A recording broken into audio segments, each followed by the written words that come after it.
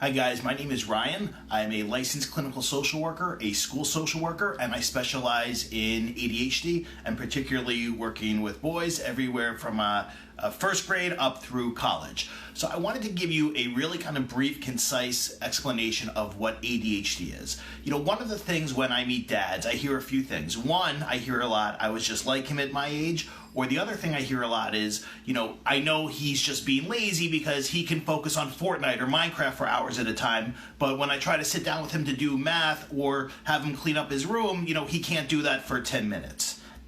So here's what ADHD is, okay? ADHD is a lagging development in the front part of the brain called the prefrontal cortex. So if you have a son who's 10 years old, that part of his brain is operating at about age 7. If you have a 16-year-old, that part of your son's brain is operating at about age 13. It will catch up eventually, but not until he's about 30. And that doesn't mean that everything's going to be perfect. There's still going to be some lagging, what we call executive functions, which is what that part of your brain controls. So think about it this way. When you have ADHD, it means that you have difficulty with two main things. One is what we call self-directed talk, or really what is the ability to have an internal dialogue with yourself. So for instance, if you say, well, you know, back to my point, you know, my son can sit and play Fortnite for 3 hours. Yes, that's enjoyable to him. He can hyper-focus on that. So the brain kind of works in two ways. It either hyper-focuses or if on things of interest, or it can't focus at all on things that are not interesting for an extended period of time because they lack the self-directed talk to be able to say, hey, this is boring, but I need to stick with this because that's what's being expected of me right now, right? So the brain's kind of very black and white. It's either kind of hyper-focus or lose interest because something isn't interesting to me and I can't push myself through it. I don't have that internal dialogue to do that. The other main aspect of ADHD is a lack of being able to feel time. So think about this. In school, we teach kids how to tell time. We don't teach kids how to monitor time.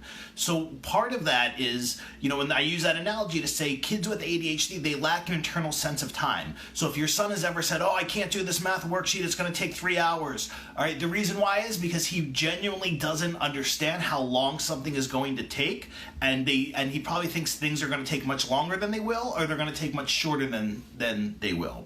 All right, and the last part, and this isn't for all kids, but for a lot of kids, okay, it's a lack of what we call social thinking skills. So the ability to think in a social context and apply skills relevant to the situation. That is different than social skills. Social thinking skills really encompass a few things. I'm not going to get into all of them here just for the sake of time, but number one is perspective taking. So being able to think about others' thoughts, feelings, and intentions, and understanding how you come across to other people. So if your son tends to have one-way conversations with other people, talks at people about his interests, or he becomes smothering with other guys his age, or doesn't understand how, if he's coming across as being offensive, it's because his perspective-taking skills are lagging, and that's something that needs to be taught.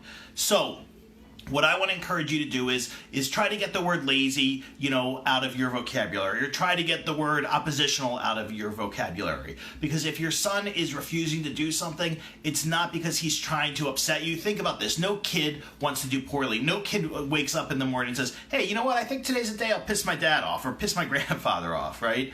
It's because he lacks the skills and the resiliency to get through these non-preferred tasks.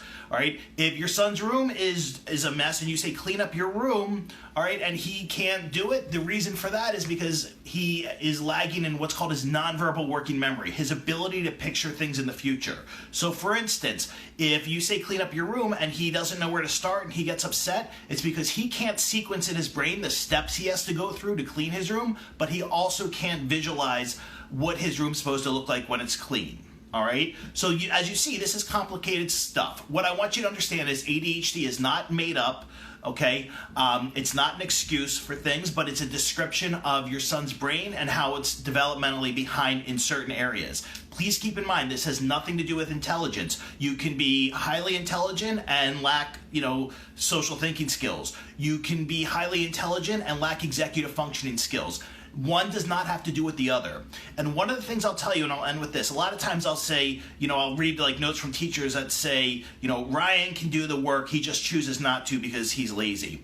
what I want you to understand is our educational community and the mental health community has a very limited understanding of ADHD. People do not learn about this in school when they're being trained to be psychologists, teachers, mental health professionals. They don't get real training in ADHD. So as common as ADHD is, this is an incredibly misunderstood neurodevelopmental disability. All right? So keep that in mind. Feel free to leave any comments or ask any questions below. I hope you found this helpful, and I will speak to you soon. Thanks a lot. Take care.